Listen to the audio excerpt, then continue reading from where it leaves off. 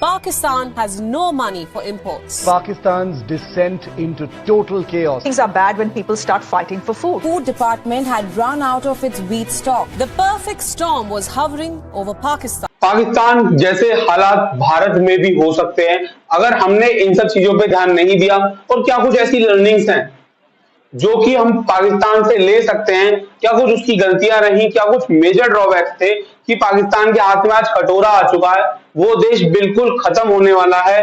जिस देश के प्रधानमंत्री एक टाइम पे यूएस जाया करते थे तो उनका भव्य स्वागत होता था, एक टाइम पे भारत से अच्छी जीडीपी रखने वाला देश आज बिल्कुल रोटी रोटी को मोहताज क्यों हुआ पड़ा है। एक एक फैक्टर के बारे में हम लोग ध्यान से इस वीडियो में समझ रहे होंगे क्या कुछ ऐसे कमियां रही पाकिस्तान के अंदर जिन्होंने पाकिस्तान को आज इस चौराहे पे लाके खड़ा कर दिया है कि अब उनके पास डेड एंड है और उनके पास अब कोई भी फंड करने को राजी नहीं है। चलिए शुरू करते हैं और समझते हैं। पाकिस्तान एक ऐसा देश जो कि एक धर्म के नाम पे अलग हुआ, अलग वो हो गया, लेकिन उसके बाद क्या कुछ इसका हिस्ट्री रहती है उसके बारे में समझते हैं और एक एक चीजों को आगे बढ़ते हैं। तो इनकी जो हिस्ट्री थी वो इस तरीके से थी कि पाकिस्तान सबसे पहले जाके अमेरिका से मिला, क्योंकि अमेरिका को काउंटर रशिया को करना था और रशिया को काउंटर करने के लिए उसने पाकिस्तान का साथ लिया। तो भारत को भी कहीं ना कहीं रशिया के पाले में जाना पड़ा, क्योंकि पाकिस्तान और भारत की आपस में नहीं बनती थी और इसीलिए किसी ना किसी को एक पक्ष में जाना जरूरी था। लेकिन पाकिस्तान के पास बहुत अच्छी तादाद में फंडिंग अमेरिका से आया करती थी। एक टाइम ऐसा था कि अमेरिका भर भर के पाकिस्तान को पैसा दिया करता था और पाकिस्तान ने उस पैसे से खाना और अपने देश के नागरिकों को उस पैसे पे ही जीना सिखा दिया। किसी के अंदर खास स्किल डेवलपमेंट करने के ऊपर काम नहीं करा गया। स्किल के नाम पे ये लोग बम गोला बारूद बनाना जानते थे, इसके अलावा इन्हें कुछ नहीं जाना। पाकिस्तान ने आतंकवाद को पूरे तरीके से बढ़ोतरी दी ताकि वो लोग भारत से जीत सके, क्योंकि ये लोग जानते थे कि सीधे तरीके से इन्होंने जितनी भी फ्रंट वॉर्स लड़ी हमारे साथ वो ये जीत नहीं पाए, तो इन्होंने इसके बाद आतंकवाद को बढ़ोतरी दी। लेकिन कहते हैं ना, अगर आप सांप पालेंगे तो सांप कल ना आज ना तो कल आपको आगे जरूर डसेगा। और वही हुआ पाकिस्तान के साथ। ऐसे अराजक देश के अंदर बाहर की कंपनियों ने आके निवेश करना भी उचित नहीं समझा और जब तक किसी भी देश के अंदर एमएनसीज नहीं आती, बाहर की कंपनीज आके इन्वेस्ट नहीं करती, वहां पे एम्प्लॉयमेंट जनरेट नहीं होती। और वहां की आप लोग ज्यादातर जनता की अगर बात सुनेंगे तो वो लोग कहते हैं कि हम इस्लामिक मुल्क हैं, हम ये मुल्क हैं, हम वो मुल्क हैं। बेतुकी बातें आपको ज्यादातर देखने को मिलेंगी। और जहां की जनता ही नॉलेजेबल नहीं होगी ना, जहां के लोग ही ये नहीं जानते कि भाई आर्मी में पैसा लगाने से ज्यादा एजुकेशन में पैसा लगाना जरूरी था। जिस टाइम में भारत जैसे देश अपने आप को अपना पैसा एजुकेशन में खर्च कर रहे थे, पाकिस्तान अपनी आर्मी में खर्च कर रहा था। आप इस चीज को समझिए गौर से।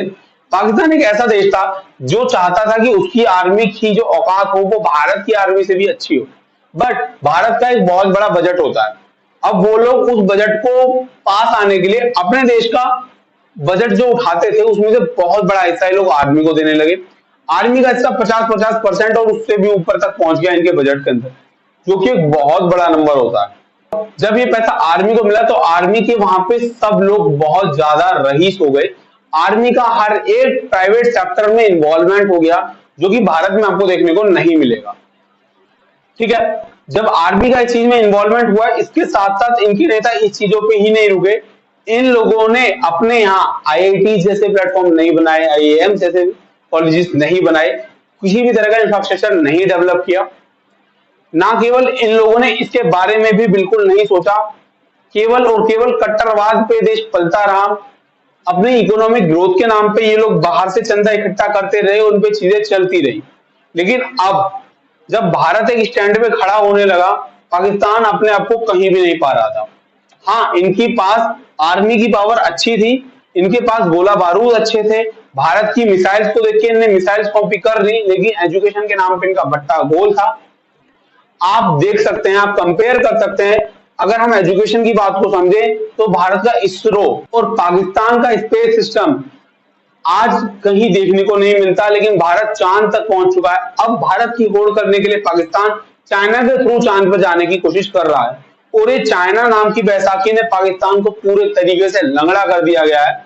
आप मानेंगे नहीं, पाकिस्तान के पास जितना भी कर्जा है उसमें से 30% जो कर्जा है वो केवल एक अकेले देश चाइना का है। और उस चाइना की कर्जा देने के तरीके को भी आप लोग सुनेंगे ना तो आप हैरान हो जाएंगे। चाइना जो भी इन्हें कर्जा देता था, पाकिस्तान जो भी चाइना से कर्जा लेता है वो उसे अपने यहाँ के लोगों की ग्रोथ पे खर्च नहीं करता, वो पाकिस्तान में चाइना के द्वारा बनाई हुई कुछ प्रोजेक्ट्स पे काम करता है और उन प्रोजेक्ट्स के नाम पे डेवलपमेंट कह देते हैं। जैसे कि सबसे बड़ा उसमें हम बात करें तो CPEC, China Pakistan economic corridor की बात चलती है, जिसके थ्रू ये कहते थे कि अब चाइना की, आप मैं आपको मैप लगा के दिखाता हूं तो आप इस मैप में समझिए, ये चाइना है और ये पाकिस्तान है। चाइना क्या चाहता है कि ये साउथ चाइना सी से घूम के, मतलब इन लोगों को इंडियन ओशियन से फिर साउथ चाइना सी के द्वारा ट्रेवल करते हुए चाइना सामान ले जाना पड़ता था, लेकिन अब ये चाह रहे हैं कि सीधा ये पाकिस्तान सामान उतारें और पाकिस्तान से ट्रकों में लाद के ये चाइना ले जाएं। लेकिन ये प्रोजेक्ट भी सही तरीके से नहीं चला, जो उसकी कंप्लीशन डेट थी वो नहीं हुई। अब दिक्कत कहां बनी कि चाइना के इस काम के लिए चाइना ने कर्जा दिया पाकिस्तान को बहुत बड़े दरों पर, और इसके साथ साथ वो कॉन्ट्रैक्ट जिनके द्वारा एक काम होना था वो सारी चाइनीज कंपनी थी, लेबर सारी चाइनीज, मतलब चाइना ने पैसा दिया, सामान अपना उसने कहा कि हमसे खरीदो तो उसने वो पैसा वापस ले लिया, उसने कहा लेबर हमसे लो तो उसने वो पैसा वापस ले लिया। मतलब चाइना का दोनों में फायदा था, पैसा दिया उस पर वो टैक्स दे रहा है, प्लस जो सामान बिक रहा उस पर वो प्रॉफिट भी कमा रहा है। और उसके बाद ये अगर बन जाता, जो कि अब ये नहीं बनने वाला, इसके लगभग चांसेस खत्म के बराबर हो गए हैं। यहाँ कुछ बलूचिस्तानी इन सब लोगों ने, टेररिस्ट ऑर्गेनाइजेशन ने काफी सारे चाइनीज लोगों पे हमला करा है और ये सब चीजें अब नहीं चल पा रही जिस तरीके से सोची थी। अब चाइना का दबाव और ज्यादा बढ़ गया है कि भाई या तो हमारे यहाँ की अपने यहाँ की कोई चीज दे दो हमें गिरवी, या तो फिर अब कुछ भी करो हमारा कर्जा चुकाओ। और पाकिस्तान के बुरे हाल हैं, ना केवल पाकिस्तान की ये गलतियां रही, इसके साथ साथ पाकिस्तान के अंदर पाकिस्तानी जनता के लिए सरकार ने उन्हें ताकि दिखे ना कि भाई पाकिस्तान में गरीबी है, तो अब मानेंगे नहीं, अब से लगभग 2 से 2.5 साल पहले तक इंडिया से काफी सस्ता पेट्रोल वहां पे देखने को मिलता था। 120-130 वहां पे पेट्रोल मिल जाता था, जिस टाइम पे इंडिया के डबल उनके रेट थे, और इंडिया में उस टाइम पे 80 से 90 रुपए में पेट्रोल बिक रहा था कम से कम, जब पाकिस्तान 60 से 70 रुपए में नेगेटिव में, मतलब आप समझिए सरकार अपने आप में घाटा झेल के लोगों को सस्ता पेट्रोल, सस्ता राशन बांटा करती थी। आज वहां की हालत ये है कि पेट्रोल 300, 350, 400 पार कर चुका है, और शायद जब मैं इस वीडियो आप लोग देख रहे होंगे तो शायद 400 से भी ऊपर होगा। आज वहां पर 1 किलो आटे की कीमत 850 से 900 पाकिस्तानी रुपए है, और सिक्के का, पैसे का हाल इतना बुरा है कि एक टाइम पे जहां 1 रुपए भारत के 2 रुपए पाकिस्तान के बराबर हुआ करते थे, आज वही 3.5 से 4 रुपए को छूने की नौबत पे आ चुका है।